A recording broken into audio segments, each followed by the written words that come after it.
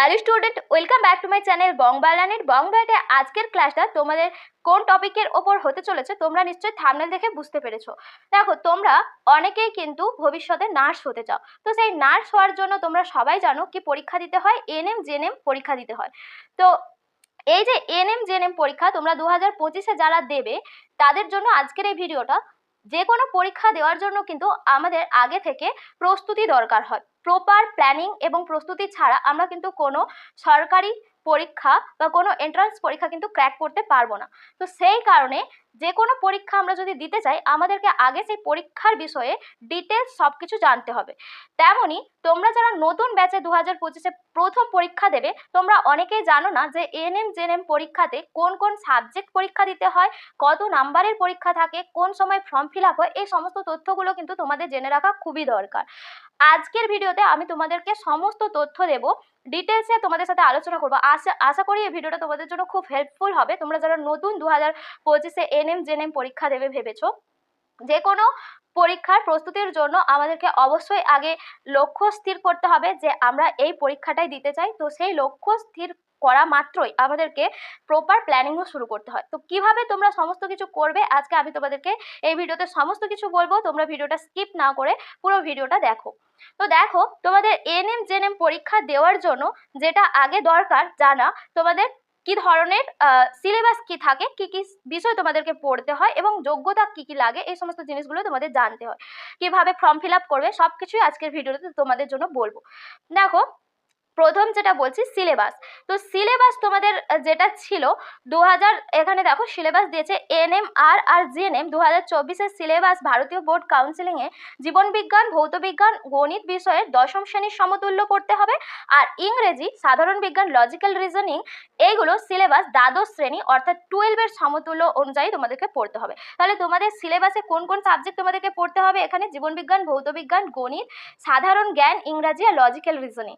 এর মধ্যে জীবনবিজ্ঞান, ভৌতবিজ্ঞান, গণিত তোমাদের দশম শ্রেণীর সমতুল্য যে সিলেবাস রয়েছে সেই সিলেবাসগুলো অর্থাৎ 9-10-এর যে সিলেবাস থাকে সেগুলো তোমরা পড়লে মোটামুটি কোয়েশ্চেন সেখান থেকে পেয়ে যাবে। আর যেগুলো ইংরেজি রয়েছে, সাধারণ জ্ঞান, লজিক্যাল রিজনিং, এইগুলো কিন্তু তোমাদেরকে এই সিলেবাসটা দ্বাদশ শ্রেণী অর্থাৎ 12-এর সমতুল্য তোমাদেরকে পড়তে হবে। তো এইবার চলো দেখে নিই এখানে কি ধরনের কত নাম্বারের প্রশ্ন প্রত্যেকটা সাবজেক্ট থেকে থাকে।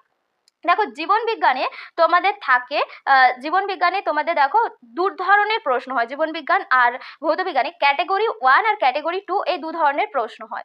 তো এর মধ্যে তোমাদের ক্যাটেগরি ওয়ানে যে প্রত্যেকটা কোশ্চেন থাকে তার নাম্বার 1 নাম্বার করে থাকে। আর এখানে তোমাদের কিন্তু নেগেটিভ মার্কিং থাকে, অর্থাৎ এখানে 1/4 অর্থাৎ একটা ভুল করলে তোমাদের 0.25 নাম্বার কাটা হবে, 4টা ভুল করলে 1 নাম্বার কাটা হবে। এই হিসাবে ক্যাটেগরি 1-এর প্রশ্নগুলো থাকে। আর ক্যাটেগরি 2-তে প্রত্যেক প্রশ্নে 2 নাম্বার থাকে কিন্তু কোনো নেগেটিভ মার্কিং থাকে না। এখানে যদি তুমি ভুল আনসার করো তোমার নাম্বার কোনো কাটা যাবে না, কিন্তু 0 পাবে।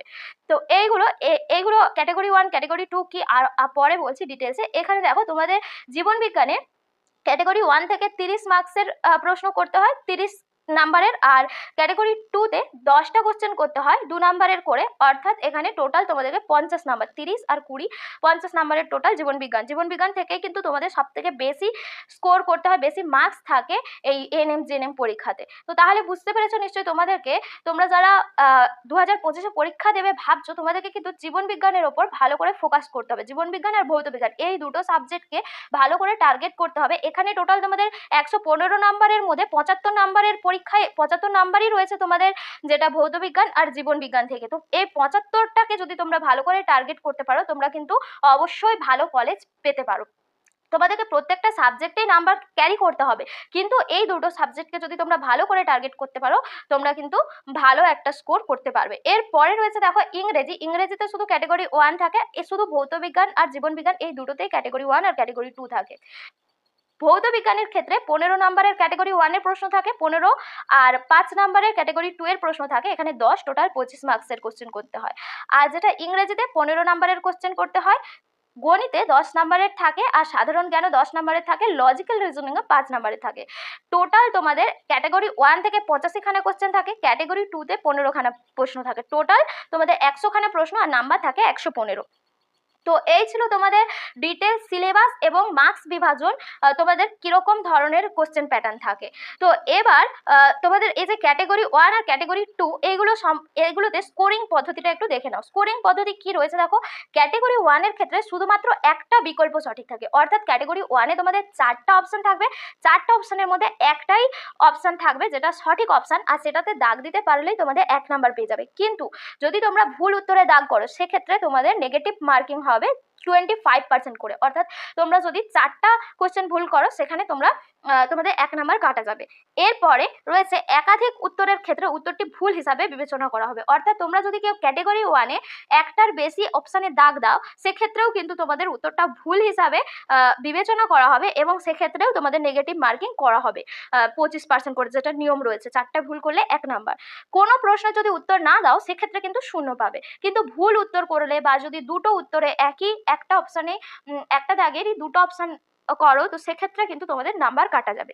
কিন্তু ক্যাটাগরি 2 যেগুলো রয়েছে, ক্যাটাগরি 2 এর ক্ষেত্রে তোমাদের একটা উত্তর হতে পারে বা একের অধিক বিকল্প, মানে একটা উত্তর হতে পারে বা দুটো বা তিনটে, কোনো কোনো ক্ষেত্রে 4টা অপশানই সঠিক হতে পারে। তো তোমাদেরকে কোশ্চেন দেখে বুঝতে হবে যে তোমাদের এখানে কটা আনসার সঠিক হবে। তো সেই হিসাবে তোমাদের যদি সমস্ত আনসারগুলো তোমরা ঠিককে দাগ দিতে পারো তবে তোমরা এখানে 2 নাম্বারই পাবে। কিন্তু এখানে আর যে ক্যাটাগরি 2 এর নিয়মগুলো বলেছে দেখো, একাধিক উত্তরের ক্ষেত্রে উত্তরটি ভুল হিসাবে বিবেচনা করা হবে, সেক্ষেত্রে 0 নম্বর পাবে, এমনকি এক অথবা একাধিক বিকল্প সঠিক হলেও। যদি তোমার ধরো 4টা অপশন রয়েছে, 4টা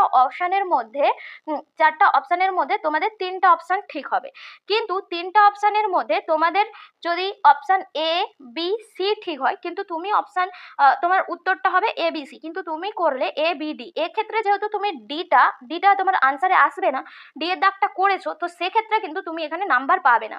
কিন্তু যদি তুমি এখানে এ আর বি শুধু করো তাহলে নাম্বার পাবে। তো 3টা এখানে বিকল্প সঠিক, তাহলে কিভাবে এখানে নাম্বার পাবে? তোমাদের টোটাল এখানটায় দেখো দিয়েছে 2 গুণিত চিহ্নিত সঠিক উত্তরের সংখ্যা ডিভাইডেড বাই মোট সঠিক উত্তরের সংখ্যা, এই হিসাবে তোমরা নাম্বার পাবে। অর্থাৎ তোমাদের যদি 3টা সঠিক উত্তর থাকে সেক্ষেত্রে তোমরা কিভাবে নাম্বার পাবে? 2 গুণিত তোমাদের অপশান, তুমি হয়তো দুটো সঠিক করেছো কিন্তু তোমার 3টা সঠিক হবে, তো তাহলে এইটাকে ভাগ করলে যে নাম্বারটা হবে সেই নাম্বারটাই তোমরা এখানে পেয়ে যাবে। এই হিসাবে তোমাদের কিন্তু কোনো প্রশ্নের যদি উত্তর না দাও সেক্ষেত্রে 0 পাবে, আর ভুল করলেও 0 পাবে, কোনো নেগেটিভ মার্কিং কাটা হবে না। তো এই ছিল তোমাদের যে এনএম জেএনএম পরীক্ষাতে কিভাবে স্কোরিংটা হয় আর কি কি সিলেবাস ছিল, এগুলো তোমাদের সাথে ডিটেলসে আলোচনা করলাম।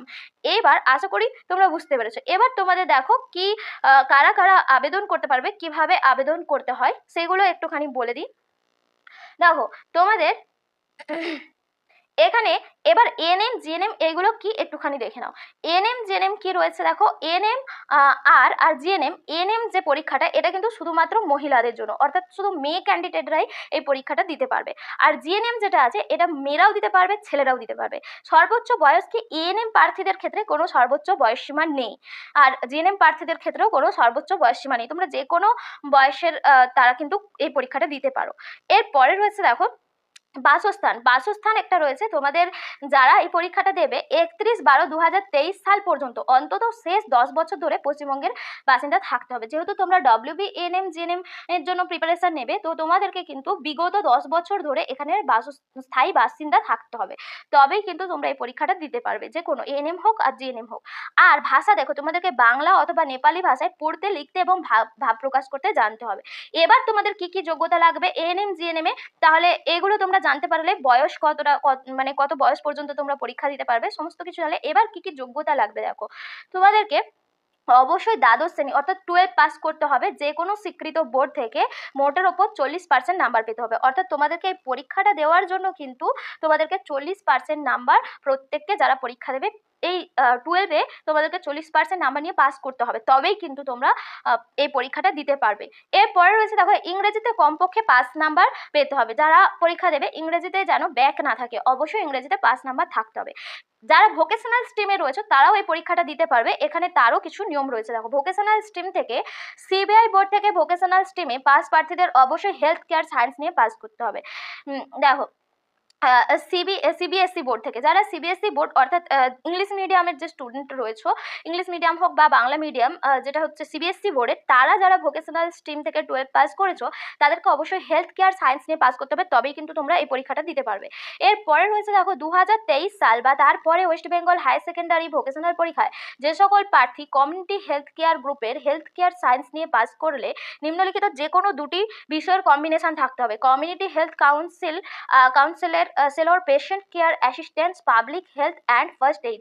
এই যে তিনটা সাবজেক্টের মধ্যে যে কোনো দুটো সাবজেক্টের কম্বিনেশন তোমাদের থাকতে হবে, তবেই তোমরা ভোকেশনাল স্ট্রিম থেকে যারা রয়েছে তারা পরীক্ষা দিতে পারবে। আরও রয়েছে দেখো 2023 সালের আগে, এটা 2023 সাল পর্যন্ত, এবার 2023 সালের আগে ওয়েস্ট বেঙ্গল হায়ার সেকেন্ডারি কাউন্সিলে ভোকেশনাল পরীক্ষায় যে সকল প্রার্থী কমিউনিটি হেলথ কেয়ার গ্রুপের হোম সায়েন্স নিয়ে পাশ করলে অন্তত তিনটা বিষয়ের কম্বিনেশন তাদের থাকতে হবে: কমিউনিটি নিউট্রিশন, হসপিটাল ম্যানেজমেন্ট আর public health and first aid. তো এই তোমাদের ক্রাইটেরিয়াগুলো মানতে হবে। এরপরে রয়েছে দেখো, এই প্রার্থীরা West Bengal state council of technical and vocational education skill ডেভেলপমেন্টের 29/1/2024 তারিখের নোটিশ অনুযায়ী এএনএম জিএনএম পরীক্ষায় বসার যোগ্য। অর্থাৎ তোমাদের এই যে দুটো যারা ভোকেশনাল স্ট্রিম থেকে রয়েছে তাদেরকে এই টোটাল দুটো হচ্ছে কি তোমাদের ক্রাইটেরিয়া দিয়েছে, যারা 2023 সাল বা তারপরে ওয়েস্ট বেঙ্গল হায়ার সেকেন্ডারি কাউন্সিলের এ থেকে পাস করেছো ভোকেশনাল থেকে, তাদেরকে যে কোনো দুটো বিষয়ের কম্বিনেশন থাকতে হবে: সিওএইচসি আর পিটিসিএ আর পিএইচএফএ, এই তিনটার মধ্যে যে কোনো দুটো বিষয়ের কম্বিনেশন থাকতে হবে। আর 2023 সালের আগে যারা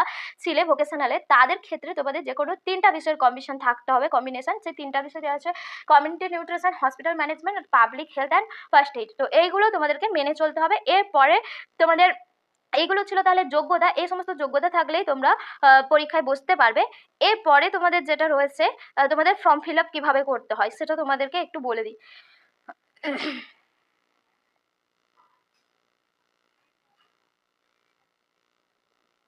দেখো, এখানে তোমাদেরকে দেওয়া হয়েছে আবেদনপত্র জমা ও পরীক্ষার ফি দেওয়ার কি পদ্ধতি রয়েছে।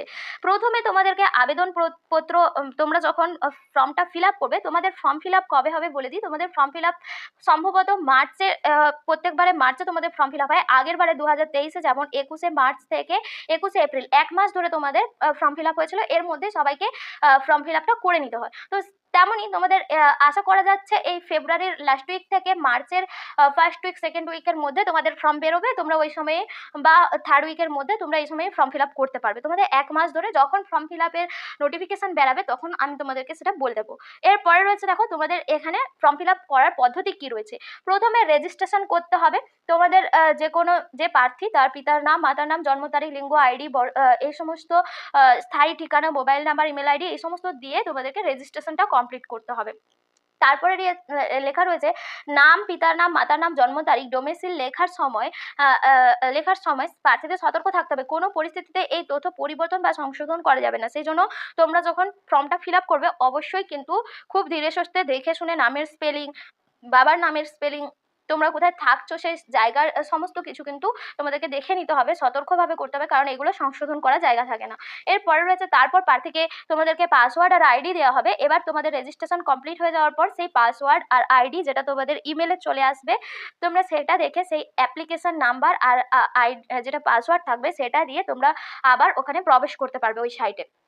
দিয়ে তোমাদের কিন্তু কারোর যদি কোনো কারণে পাসওয়ার্ড ভুলে যাও পরবর্তীকালে, কারণ ওই পাসওয়ার্ড ধরেই তোমাদেরকে পরে তোমরা ওখান থেকে অ্যাডমিট ডাউনলোড করতে পারবে, পরীক্ষার জন্য কাউন্সিলিংয়ের জন্য সমস্ত তথ্য ডাউনলোড করতে পারবে, পরীক্ষার রেজাল্ট দেখতে পারবে। তো এই কারণে কিন্তু তোমাদেরকে পাসওয়ার্ডটাও মনে রাখতে হবে। পাসওয়ার্ড যদি কোনো কারণে ভুলে যাও সেক্ষেত্রে ফরওয়ার্ড পাসওয়ার্ড অপশান থাকবে, যেখান থেকে তোমরা পাসওয়ার্ডটাকে পুনরুদ্ধার করতে পারবে, নতুন করে তোমরা পাসওয়ার্ড দিতে পারবে।